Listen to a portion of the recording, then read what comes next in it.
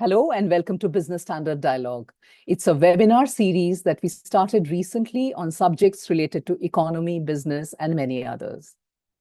I'm Nivedita Mookerji from Business Standard, your host for the show. We have a power-packed panel today. Before that, I'll talk about the topic. The topic is breaking boundaries in nuclear power. Yes, we are talking about the potential entry of private players as well as foreign companies in the civil nuclear energy sector. The panelists are Mr. Anil Razdan, former Secretary, Ministry of Power, and former Special Secretary, Ministry of Petroleum. He's also been with the Atomic Energy Department. Then we have Mr. Anujesh Dwivedi, a partner Deloitte, and he's a specialist in power utilities and renewables. Finally, we have with us my colleague, Mr. Sudheer Singh. He's editor, energy and infrastructure at Business Standard. Welcome to the show, everyone. I'll go over to Mr. Razdan first. What is the future of nuclear power in India, especially when the private sector is joining?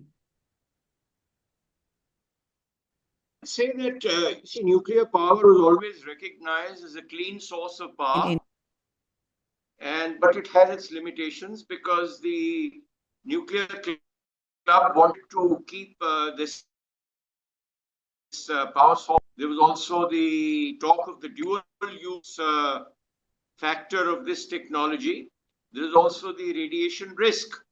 But I think a country like India, which has joined the big league now as an economic entity also, besides being the world's largest population and needing probably the highest factor of energy growth anywhere in the world, I think it's India which comes in first. Nuclear will play a very important but it's a sector in which we have to be careful to begin with so that it is not sabotaged. But it requires a massive program from the government as well as industry to put in the required capital. The second thing is safety. Safety has been always of paramount importance. I would say that to be cautious in the beginning and go for locations. As far as the hostile, the view that it is best to locate your nuclear power plants along the international border with the hostile neighbor, so that if he damages the plant, the first risk is to him. So he will ensure that your nuclear power plant is safe more than anybody else.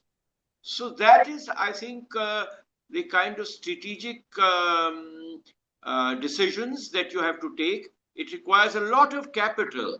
It's enough to create a legislation and to announce to the country that this capability is there. This is our plan.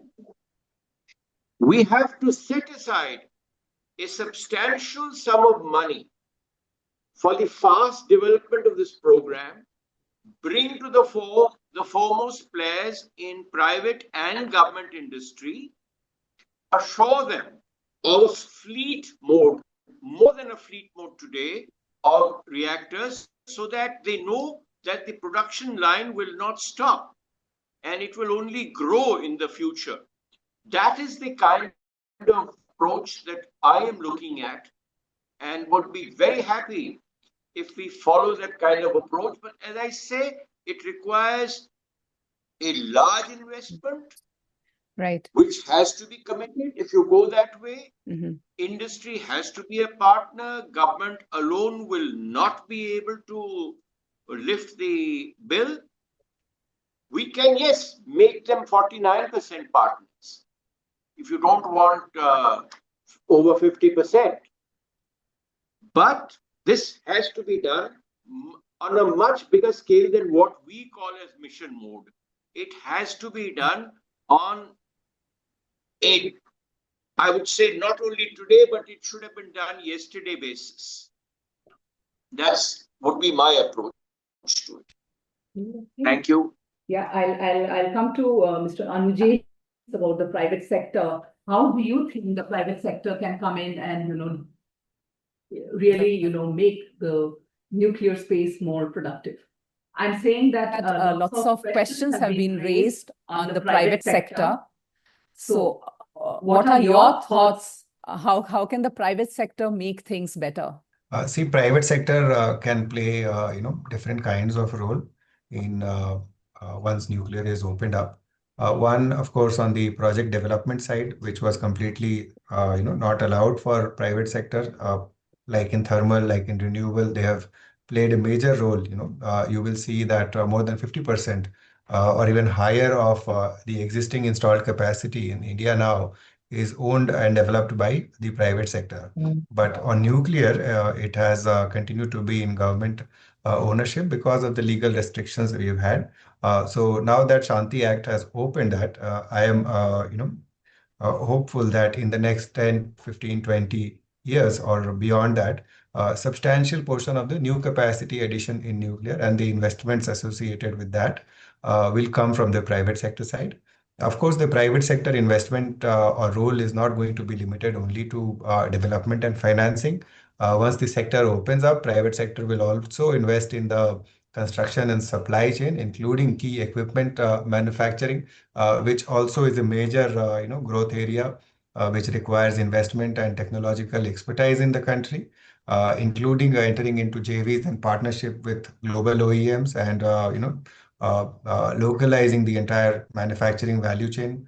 In the operation and maintenance also, there will be a need to grow the capability pool that exists in the country, where again the private sector can play a substantial role, localizing or innovating in the SMR or Bharat small reactors. That is again where because this the entire development on small and modular reactors will happen in a factory environment. I believe private sector would be more better suited to do the development and manufacturing of small and modular reactors in the long run, and that is another area where private sector can get involved. What is the big ask from the private sector right now, Mr. Dwivedi? What is it that they are looking for to make things smoother for them? See, the sector has just been opened up. The rules are yet to be notified. But the biggest ask for the power sector will be clarity on regulatory licensing and tariff setting aspects. I think once the rules get clarified, which I believe are under works, these aspects will become clear. The other important aspect will be, on technology transfer or maybe diffusion of technology that exists domestically, as well as enabling their, ability to tie up with global OEMs. I think in many ways the act already does that.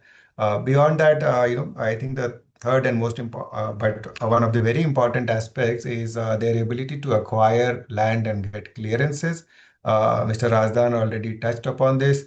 I think, for private sector as well, it could be very difficult to identify sites and get clearances. So if government could support their identify sites, initiate some of these clearances, get the sites ready to a certain extent, and then hand over or bid out to private sector, that would fast track things and involve the private sector in a much better way. Of course, there are other aspects, I think, but for now, these will be the most important ones. Right. Sudheer, I was asking you as a journalist, you've been speaking to people, and what is it that you have gathered from your sources? How is the Shanti Act changing things? So, Nivedita, broadly speaking, there is the technical aspects of it which required addressing, right? And the bill has gone into significant details to address a lot of that, right? If I were to point out two really important things that the bill has done, the act has done, is basically, first of all, like everybody said, allowing the private sector entity to come in. And it goes on to specify the areas where they will be allowed, right? For example, building, owning, operating nuclear plants, even uranium enrichment to some extent, and transportation and storage of fuel, and even import and export of equipment and technology. All of that is allowed, right, for private sector entry now. The other important thing that it does, which is the most important thing, of course, which everybody talks about, is the fact that it has omitted this provision that existed in the CL&D Act of 2010 that allowed a right of recourse to the operator, right, in case of a in case of a nuclear incident, right, which results from an act of supplier.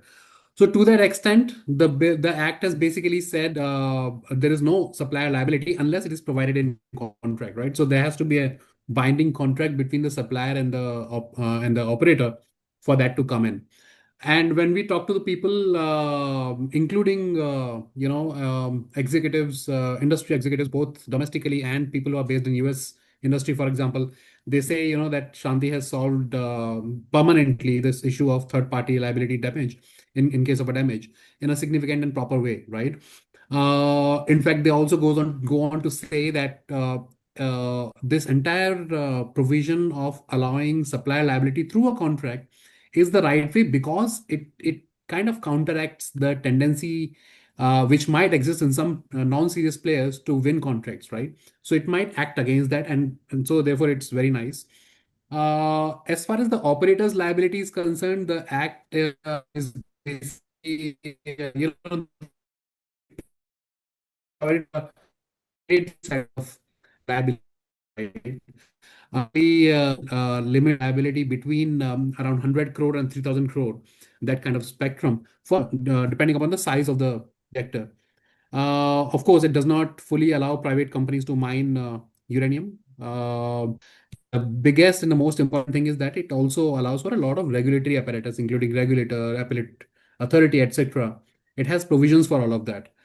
And to sum up, what I would say is, it's very nice simply because of two, three things. First, that nuclear, the kind of baseload power that nuclear can provide, and the kind of low emission power that nuclear can provide, there are few resources which can do that for you. And therefore, India's transition, the energy transition that we're talking about, and the larger energy security, we can't have it by having complete reliance on intermittency alone, right? Intermittency is basically a reference to the renewable energy resources. So we needed this. It has happened in the sense that it has not just enabled private investment, but it also rationalizes that entire thorny issue of nuclear liability that existed for quite some time. Yeah. Right. Thanks, Sudheer. Mr. Razdan, I'll come back to you. A bit of history from you. So many governments cutting across political parties have been involved in this narrative of nuclear power. So if you are to, look at the political leaders and prime ministers, who do you think has contributed the most and how? I think, you see, it's a rather long history.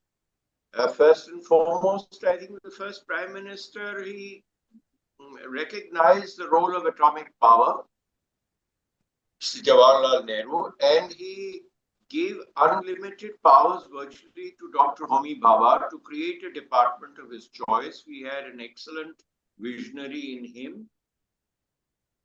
And the two got on excellently with each other, so much so that Homi Bhabha would address the Prime Minister as Dear Jawahar in letters. Mm-hmm. Now, that's the kind of camaraderie and trust that was needed. He was, after his unfortunate demise, the baton was picked up very well by another giant, Dr. Vikram Sarabhai. Now, he again was a foreign-trained scientist who had his international contacts, and he could push India into different areas of frontier technology and scientific knowledge. But unfortunately, he also left us soon. There was a little vacuum. But I think the threads were picked on again by Mrs. Gandhi very well, and later by Mr. Vajpayee also, when stability came to the country. We took the plunge. Rajiv Gandhi, I think, would have also done the same. We took the plunge and we did our explosions at the appropriate time with full secrecy that was required at that point of time. What has been lacking, unfortunately, has been the kind of financial muscle that is required for this kind of a sector and its investments. in between, our nuclear program had been halted by international institutions, which didn't want us to go nuclear. But I think later on, good sense has prevailed, and the present Prime Minister also fully supported of whatever was needed to go ahead. And I think the present act is about the best thing that could have happened in the given circumstances. So politically, we have got the support at the right time. We had, of course, thanks to a lot of opposition clamoring at that point of time, or political clamoring, I should say, we created an act which had scared away investors from investing on account of the liability issues. There are also international lobbies who are constantly working to see that we don't reach them. But be that as it may, I think today a few things that hit me straight in the eye are: one, you need a massive financial commitment. Number two, you have to identify manufacturers within the country and abroad who are willing to support your program. Number three is siting. Siting has to be safety first principle. I would not be reckless in that. I would be ultra conservative to begin with. And siting requires a lot of studies, a lot of time series data, soil studies, etc. And I would say next is personnel. You need trained personnel to run those reactors and those stations. And at the moment, this technical ability only rests in the nuclear power corporation. So one way of looking at it is that you separate the nuclear and the thermal islands, which had been talked about even when I was in the department 3 decades back. I think maybe we will need to do that. But even that would require a vast army of well-trained professionals and also health safety upgradation. Because it's like serious brain surgery. It requires very competent personnel and very controlled conditions. So we cannot treat it like a leg fracture. Right. So that is, I think, one of the foremost things. But the last point is location. Even when you have the ideal location data, I would say, given our hostile neighborhood, I've always been advocating that some plants ought to be located around our fences, so that those who do mischief will be the first to suffer from it. So that would be my philosophy. And of course, the present mining sites, I would go there. I would certainly not press for the old abandoned thermal power stations, which are very close to habitation centers. After we have mastered the operation of these plants and are very sure on safety aspects, I would then move them closer to habitations.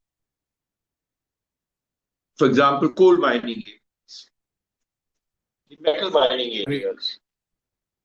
I would go for those sites which have large natural wastelands around them. I would even press for underground stations for safety reasons, if they are closer to habitations. Right. Because given the recent incidents you've seen in the Iran conflict, etc., you have a missile capability which is much more pinpointed and penetrative. So we've got to take care of all those safety aspects. It has a large safety aspect attached to it. Right. So I would work in all these directions, but you need a lot of finances for it also. And these finances are not going to be easy to find unless you involve the private sector in a big way, assure them of some management control in the situation, and also fast clearances, because we don't want projects to be stuck. Stuck projects are the worst for an investor. Once we give the go-ahead, we should ensure that the project moves like a bullet train. Right. I'll come to you, Mr. Dwivedi. The safety points that Mr. Razdan has raised, what are the thoughts that the private sector has on that? And do you think a strategic sector like nuclear energy, nuclear power, is the private sector going to deal with it the right way? See, a lot of regulatory and responsibility for ensuring, certifying, and monitoring practices around nuclear safety are being retained in the government, while we are privatizing setting up of the plant and limited handling of the nuclear fuel. Bulk of the critical value chain and fuel handling related responsibilities are going to remain under strict government supervision. And in terms of ability to create assets which operate with critical safety measures, even on the thermal side, a lot of safety measures are required, and we have a large thermal fleet being operated by the private sector in India. And barring one or two instances that have happened, unfortunately, the track record of the private sector in terms of operating the thermal fleet has been quite good. Beyond that, also there are other industries where such critical equipment are being operated. I'm sure if once the rules come out around how safety is going to be ensured, what are the monitoring and verification mechanisms which will be in place, things will become clear. And if I'm not wrong, I recall the license itself can be suspended if the safety measures are not complied to by the private sector. So I think the Act promises strict oversight on safety aspects So from those safeguards are there. ARB. Yes, those safeguards are there, and I see no significant risk on that part as of now. Right. Sudheer, there was a delegation from the United States recently. What did you hear from them? What are their views? Yeah. So Nivedita, before I answer that, I just want to talk about a bit about this entire issue of private, taking it seriously. Let me give you the US perspective there. Okay, we also have to understand that, and I'm talking about US because we had the delegation, and there the companies have been, the US companies have been more interested in this.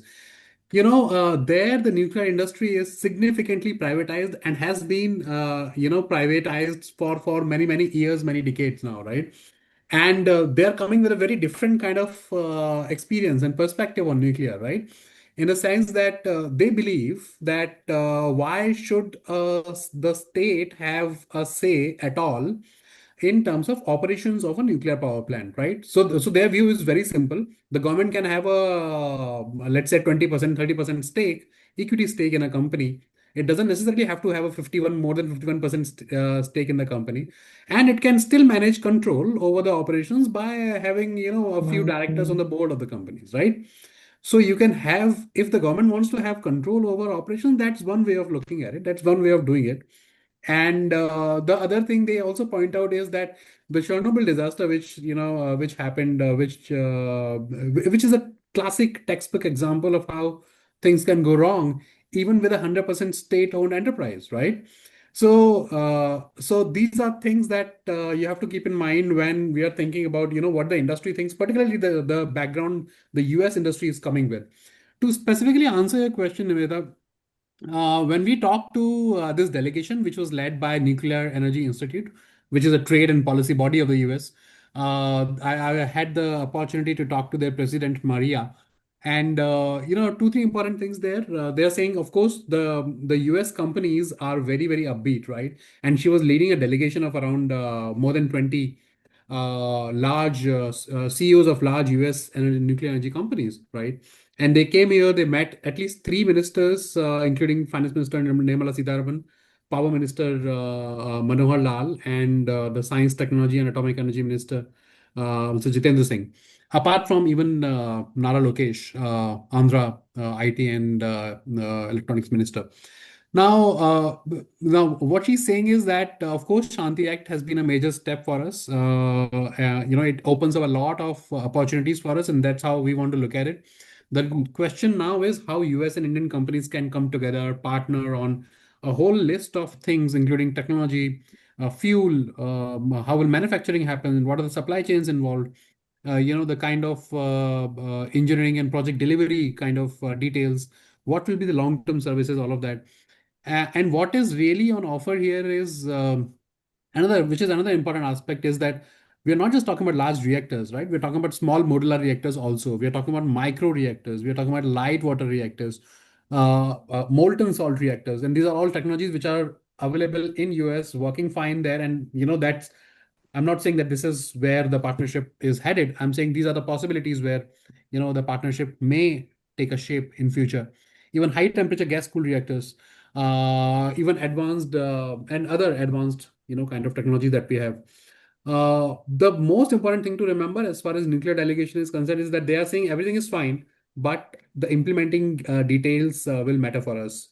We will watch very closely how India kind of frames the rules and regulations around the entire implementation of the act, the provisions of the act, because having the act enacted is one part of the job, but how you on ground specify the details, that's a completely different and a very important thing. So their companies will specifically look for what are the contract terms, what specifically are the areas of recourse available to companies, let's say to suppliers specifically. How will insurance take shape, right? And insurance is a big kind of issue here for a variety of reasons. Then what are the provisions for dispute resolution, for example? In all these areas, they are going to watch it very closely. Right. Yeah. Right, Sudheer, thanks. Mr. Razdan, a general question on what exactly will the people of India gain from the private sector coming into the civil nuclear power sector? See, the private sector coming in is a good thing. People of India are now quite used to private sector in the energy sector. In the power sector, they've seen it coming and coming quite successfully. But nuclear, of course, as I said, because of its dual-use history, the public would like a great faith in the system, that this system is foolproof, the safety factors are there. You need a large number of safety people, health physics people to maintain the monitoring around the nuclear power plants. I think public confidence in general. But let us face it, the US has not built any large nuclear power plants for the last, I think, 2 decades or more. In Japan also, you see the Fukushima, because of trying to cut corners on costs, that is one of the reports I got that time. They did not build a safety wall from the tidal waves. And so when the private sector comes in also, or some economy comes in, some compromises are made. Now, this is a sector where I would rather go slow with no compromises. Full safety. Safety is always to be given the first priority. The US, I am very happy if they come on board with us honestly and clearly, because in the past, who has tried to stop our nuclear program? Let us be very sure about that. And being a strategic sector, I would be looking at with interest that how much the government is going to allow foreign companies beyond equipment to operate nuclear power plants in the country. Because that brings in strategic and security issues into the background in a very, very confusing world order where peace and stability is rather fragile. I think at the end of the day, we have to be very strong and trained ourselves. We have a vast army of youth who need to be trained in those areas. We have the technical expertise as we have in the IT sector. I'm sure we can build it in this sector also. And along with it, I said health safety precaution, because health safety is extremely important, and ignorance is sometimes the biggest factor in radiation. In a program a few months ago, I said that you have dental X-ray machines all over the country. You have some other radiological appliances all over the country. What is the level of safety? What is the level of measurement of radiation that is going on? Or this kind of monitoring. Now, this kind of thing will need to be strengthened, but that is what makes a country a developed one rather than an underdeveloped or a developing one. When we move into this technology, we've got to move in with the full baggage of a developed country, of an advanced country which is aware of what is happening around. And transparency in some of these issues builds public confidence. We've got to be sure that, yes, there are going to be people who are going to try and stall our movement through fanning some opposition within the country. Yes, we have to take all that into account, but move ahead with adequate trained personnel, adequate investigations about the sites, precautions about safety zones. I repeat again, I am not in favor of reducing the safety zones. Yes, there is talk of cladding our erstwhile designed reactors with a metal body to make them more safe. Yes, by all means, go for that. But there has to be bulk production of fleet mode, then only it makes sense to industry. We have a large manufacturing mother industry in the country, which needs to now get into a highly reproductive era, I would say.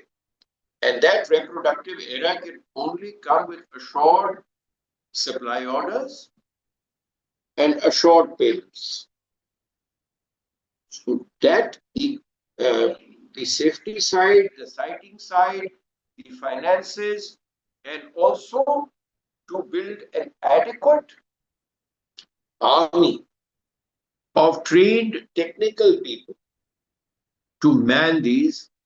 I'm sure we have the talent, the need, as well as the capability to do it, but we need the resolve and almost beyond the mission mode, it has to probably become into a battle mode. Then only I think we will make the kind of impact that we're looking at. Thank you. Mode, almost on the battle mode. Yes. How is India planning to make nuclear power affordable? Now, affordable is one side of it only. As I said, it is the finances. It's a very important side because you have to put the money in the till first. Then only people who are, for example, the calandria makers, the other equipment makers, they would build that inventory in the clear understanding that money is going to come back. Financial institutions will have to lend to them with that kind of a assurance that money will come back. Just to be done in the very first place. Then only I think this program will succeed. For siting, I've said more than once that I would go on a conservative mode choose the very safe areas, choose the mining areas, so that safety risks are minimized. And the investors are sure that there would be no halt to the operations. The citing committees of the Department of Atomic Energy, which will lie with them, nobody else is, I think, going to be able to clear the sites. That, as well as the regulatory body, has to give clearances fast.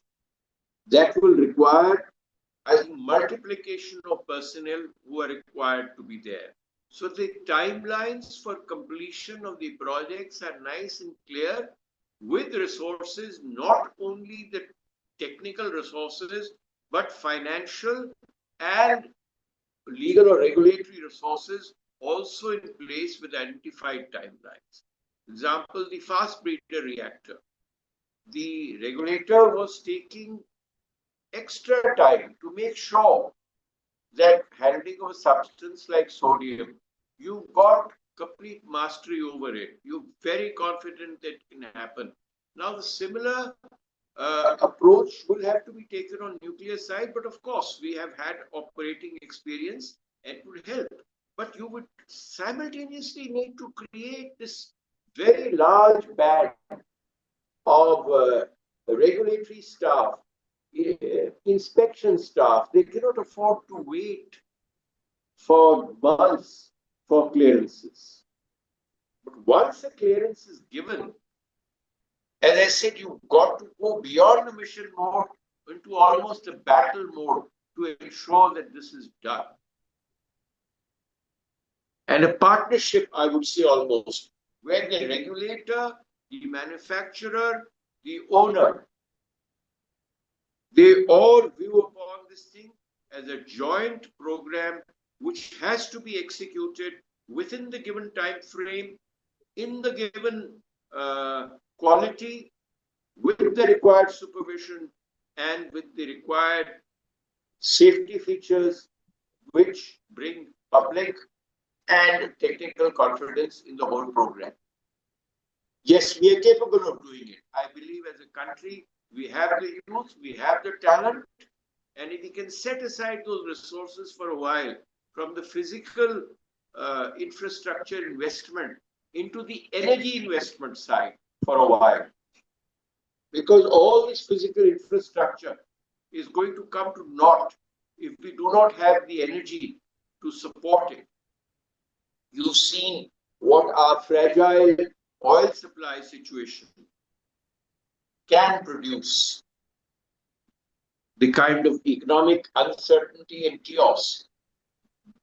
Similarly, on the power side, I would say coal has been our mainstay. It is still supporting. Luckily, we have solar. You have a large coastline. You could work on coastal energy. We've almost, I think, worked on all the hydro that we could have had. Now, this is the sector that is left. We have to pay full attention to it for baseload power if we are to slide from coal into a non-polluting source in the future. It's a whole mindset change that we will be looking at, a whole priority change of reallocation of resources, as well as a full collaboration of industry and government in making this mission truly a successful one within a given time frame, within the investment limits of economic viability, and with full health confidence for the citizen. Thank you. Thank you so much for such clarity of views. Mr. Dwivedi, probably you can take the next question that has come from Mr. Rahul Menon. The question is, what immediate steps should be taken in private sector capability building during this decade to prepare the sector for the next? I also wanted to comment on the affordability question, Nivedita. One, I think the costs that were listed in the report, high-level committee report, that was published, were between 6 and slightly close to 7 rupees, which is not too bad for firm dispatchable and around-the-clock power. So affordability is not a big challenge already. And as we achieve economies of scale in the country by adding more and localizing the manufacturing value chain, cost will anyways come down or likely to come down. Third, like Mr. Razdan was also suggesting, the project implementation timelines are very huge, which are imposing a lot of IDC or interest during construction related charges, which pushing the tariffs upward. If the technology is standardized, clearances are fast tracked, project timelines come down. That will also bring down the tariff. And the fourth is as we localize the fuel source with fast breeder reactor showing success, and once the third stage of the program is successful, uh, uh, and we are able to depend largely on domestically sourced thorium for nuclear power. That will also help in restricting the tariff or making nuclear power more affordable for India in the long run. Sorry, if you can repeat your question. Yeah, the question was on the preparedness of the private sector. What should be the immediate steps? I think capability building, will have to be done. So far, we have had, only public sector entities and a handful, one or two of public sector entities looking at nuclear power in the country. So involving the private sector in, the projects through a joint venture route or a, management route or some other capacity will help, transferring some of the knowledge and skill sets to the private sector. Now, obviously, they can also, start partnering with global players. And as Sudheer was mentioning, there is huge interest from US and other players in other countries. Private sector can partner with them and, start, getting entrenched in what is needed to be successful in nuclear. I was asking about the medium term and the long term future in civil nuclear power. You're asking me? The question is for me? No, for Mr. Razdan and for Mr. Dwivedi. Okay, if you can hear me, I would say in any term, whether medium or long, you would need to put the essential infrastructure in place, infrastructure for investment, infrastructure for clearances and sites. Once these are clear, then move ahead so that the time between investment and commissioning and the money chain flowing into back to the investor is reduced to the minimum that we would require. Now, this will require a fair amount of preparation. I repeat, you will need to have a whole host of sites which are cleared for investment, first of all. You would need a clear, dedicated team of regulator, investigators, supervisors who are in place. So from all the agencies, whether it is technology or it is funding or it is regulation, you would need to put the manpower and the resources in place visibly through a coordinating agency to ensure that this sector, which provides for it's a reasonably capital intensive industry, that the time lag is reduced to the bare minimum, and the time for project execution can be closely monitored and put on track in case of any glitches, fallback strategies a lot of sophisticated project monitoring mechanisms will have to go into play if this kind of an investment decision is to be made on a large scale. That is my take on it. Thank you. Mr. Dwivedi, your last words?